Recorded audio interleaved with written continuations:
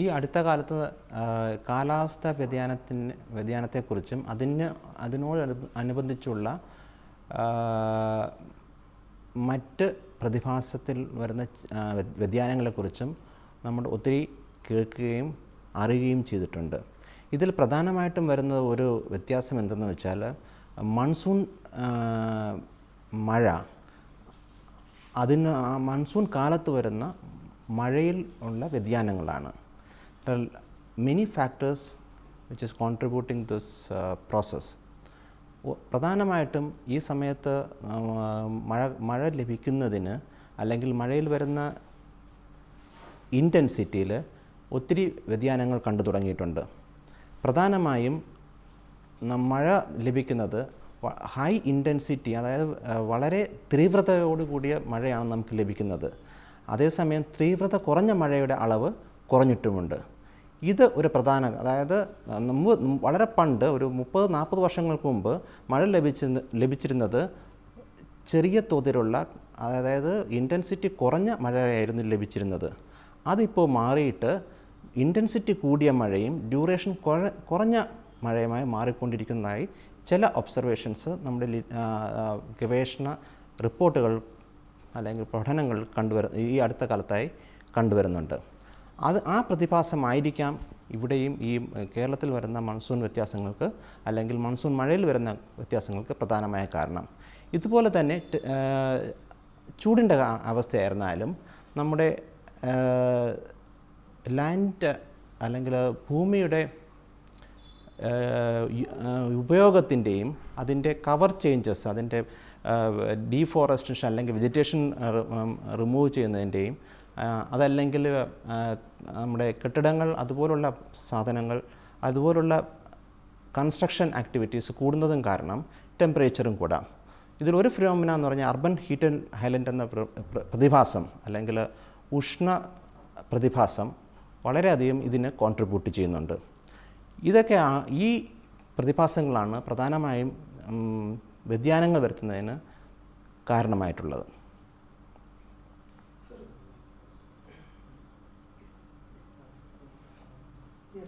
Indian മുഴുവനായിട്ട് മഴയ്ക്കൊരു രൗദ്രഭാവം കൈവന്നിട്ടുണ്ട്. ഇതിന്റെ തീവ്രത വളരെ കൂടുതലാണ്. ഈ ഉത്തരങ്ങളിലെ മേഘവിസ്ഫോടനം പോലുള്ള സംഭവങ്ങൾ, അതിനുള്ള കാരണം എന്തായിരിക്കും?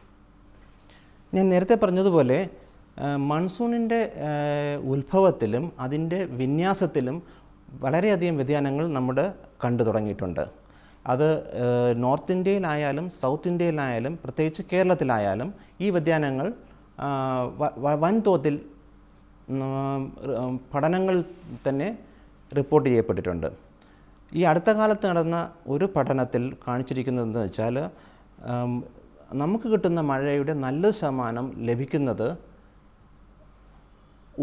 ഹൈ ഇൻറ്റൻസിറ്റി പ്രസിപ്പിറ്റേഷൻ മൂലമാണ്.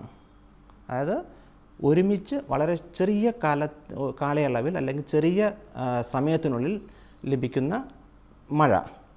ഇതൊരു പ്രധാന പ്രതിഭാസമായി മാറിക്കൊണ്ടിരിക്കുകയാണ്. അതുപോലെ തന്നെയാണ് വേറൊരു പ്രതിഭാസമാണ് ഹൈലി ലോക്കലൈസ്ഡ്, അതായത് ചെറിയൊരു പ്രദേശത്ത് വളരെ പെട്ടെന്ന് മഴ ലഭിക്കുക, അതായത് വളരെ ക്വാണ്ടിറ്റി കൂടിയ മഴ ലഭിക്കുക. ഇതൊരു വേറൊരു പ്രതിഭാസമാണ്. ഈ രണ്ട് പ്രതിഭാസങ്ങളും ആകെ ഉള്ള മഴയുടെ വിതരണത്തെ അല്ലെങ്കിൽ ഡിസ്ട്രിബ്യൂഷനെ ബാധിക്കുന്നുണ്ട്. ഇത് പല പ്രതിഭാസങ്ങൾക്കും, വെള്ളപ്പൊക്കം പോലുള്ള പ്രതിഭാസങ്ങൾക്കും മണ്ണിടിച്ചിൽ പോലുള്ള പ്രതിഭാസങ്ങൾക്കും കാരണമാകുന്നുണ്ട്. ഈ മൺസൂൺ കാലഘട്ടത്തിൽ നമ്മുടെ വെസ്റ്റേൺ ഗട്ട്സ് ആയാലും നോർത്ത് ഈസ്റ്റേൺ റീജിയൻ ആയാലും, അതായത് ഇന്ത്യയുടെ വടക്കുകിഴക്കൻ പ്രദേശങ്ങളായാലും ഉന്നത പർവ്വത പ്രദേശങ്ങളായാലും ഇത്തരത്തിലുള്ള മഴകൾ വളരെയധികം നാശനഷ്ടങ്ങൾ വിതയ്ക്കാറുണ്ട്. ഇതിൻ്റെ ഫ്രീക്വൻസിയും കൂടി വരികയാണ് ചെയ്യുന്നത്. ഇതിങ്ങനെയുള്ള പഠനങ്ങളും പല സയൻറ്റിഫിക് റിപ്പോർട്ടുകളിലും അല്ലെങ്കിൽ ജേണലുകളിലും റിപ്പോർട്ട് ചെയ്യപ്പെട്ടിട്ടുണ്ട്. കേരളത്തിൻ്റെ ഭൂഘടനയ്ക്ക് ഈ മഴ ലഭിക്കുന്ന മഴയെ താങ്ങി നിർത്തേണ്ട ഒരു കപ്പാസിറ്റി ഇല്ലാതായിട്ടുണ്ടെന്ന് കരുതുന്നുണ്ടോ? അതായത് ഇപ്പോൾ അടുത്തടുത്തായിട്ടുണ്ടാകുന്ന മണ്ണിടിച്ചിൽ, ഉരുൾപൊട്ടൽ തുടങ്ങിയ സംഭവങ്ങൾ നമ്മുടെ കേരളത്തെ സംബന്ധിച്ച് നോക്കുകയാണെങ്കിൽ ഒരു 30-40 വർഷങ്ങൾക്ക് മുമ്പ് പശ്ചിമഘട്ട പ്രദേശങ്ങൾ നല്ലൊരു ശതമാനം സസ്യജാലങ്ങളാൽ കവർ ചെയ്യപ്പെട്ടിരുന്നു, അല്ലെങ്കിൽ വനപ്രദേശങ്ങൾ കൊണ്ട് കവർ ചെയ്തിരുന്നു. പക്ഷേ ഈ അടുത്ത കാലത്ത് 1960 ശേഷം 1960 നമ്മളുടെ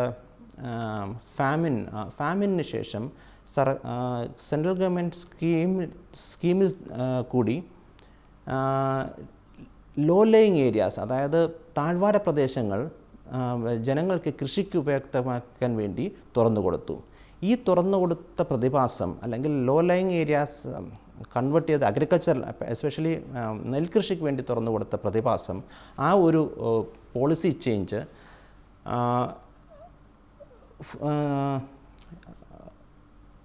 ഡീഫോറസ്റ്റേഷനെ, അല്ലെങ്കിൽ വെജിറ്റേഷൻ, അല്ലെങ്കിൽ സസ്യജാലങ്ങൾ റിമൂവ് ചെയ്യുന്നതിന് വളരെയധികം കാരണമായിട്ടുണ്ട്. അതിനെ തുടർന്ന് പോപ്പുലേഷൻ ഗ്രോത്തും എക്കണോമിക് ഗ്രോത്തും ഇതിൻ്റെ കൺസ്ട്രക്ഷൻ ആക്ടിവിറ്റിയെ ഇൻറ്റൻസിഫൈ ചെയ്തിട്ടുണ്ട്. ഈ കേരളത്തിൽ അങ്ങോളം ഇങ്ങോളം ഭൂമിയുടെ ഉപയോഗം അഗ്രികൾച്ചറിൽ നിന്ന് നോൺ അഗ്രികൾച്ചർ, അതായത് കൃഷിയിൽ നിന്ന് കൃഷി അല്ലാതുള്ള ആവശ്യങ്ങൾക്ക് വേണ്ടി വളരെയധികം കൺവേർട്ട് ചെയ്യപ്പെട്ടിട്ടുണ്ട്. ഇതുമൂലം വെള്ളം അബ്സോർബ് ചെയ്യാനുള്ള കപ്പാസിറ്റി കുറഞ്ഞിട്ടുണ്ട്. അതുപോലെ തന്നെ വെജിറ്റേഷൻ മാറ്റിയത് കൊണ്ട് സോയിലിൻ്റെ ഹോൾഡിംഗ് കപ്പാസിറ്റി, അതായത് Roots which are holding the soil, അതിൻ്റെ കപ്പാസിറ്റിയും കുറഞ്ഞിട്ടുണ്ട്. ഇതെല്ലാം വെള്ളം ഇത് ചെയ്യാനുള്ള റീറ്റെയിൻ ചെയ്യാനുള്ള കപ്പാസിറ്റി റെഡ്യൂസ് ചെയ്തിട്ടുണ്ട്. അതുകൊണ്ട് തന്നെയാണ് ഇങ്ങനെയുള്ള മണ്ണിടിച്ചിലും മലയിടിച്ചിലുകളും വളരെ ഫ്രീക്വൻ്റ് ആയിട്ട് കേരളത്തിലുണ്ടാകുന്നത്. ഇത് ഇനിയും ഉണ്ടായിക്കൊണ്ടേയിരിക്കും നമ്മുടെ പ്രിവെൻറ്റീവ് മെഷേഴ്സ് എടുത്തില്ലെങ്കിൽ.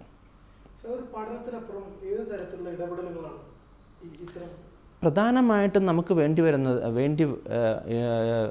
ഒരു ഇടപെടൽ എന്ന് വെച്ചാൽ നമ്മുടെ ഭൂ ഉപയോഗത്തിൽ വേണ്ട ഇടപെടലുകളാണ്.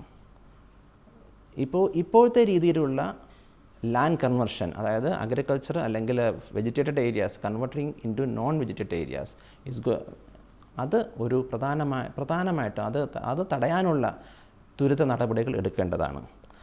അതിനു പുറമേ ജനങ്ങൾക്ക് ഇതിനെക്കുറിച്ചൊരു അവബോധം വേണം. ഈ മഴക്കാലത്ത് വെള്ളം കെട്ടിക്കിടക്കാനുള്ള അവസരം, അതായത് സ്ലോപ്പുള്ള സ്ഥലങ്ങളിൽ അല്ലെങ്കിൽ ചരിവുള്ള പ്രദേശങ്ങളിൽ വെള്ളം തങ്ങി നിൽക്കാനോ വെള്ളം കെട്ടി നിൽക്കാനുള്ള അവസരം ഒഴിവാക്കണം. വെള്ളം ഒഴുകിപ്പോകാനുള്ള അവസരം ഉണ്ടാക്കി കൊടുക്കണം. അതൊരു പ്രധാന കാര്യമാണ്. ഇത് ഗവൺമെൻറ് മാത്രം വിചാരിച്ചാൽ പോരാ, ഒരു ജനപങ്കാളിത്തം, ഒരു നല്ല രീതിയിലുള്ള ജനപങ്കാളിത്തം, അങ്ങോളം ഇങ്ങോളമുള്ള ജനങ്ങളുടെ ഒരു പങ്കാളിത്തം ഇതിനാവശ്യമാണ്. ജനങ്ങൾ ഇതിനെക്കുറിച്ച് ബോധവൽക്കരിക്കേണ്ടതും അത്യാവശ്യമാണ്.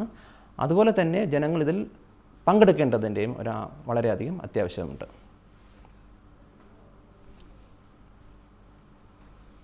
ഓക്കെ.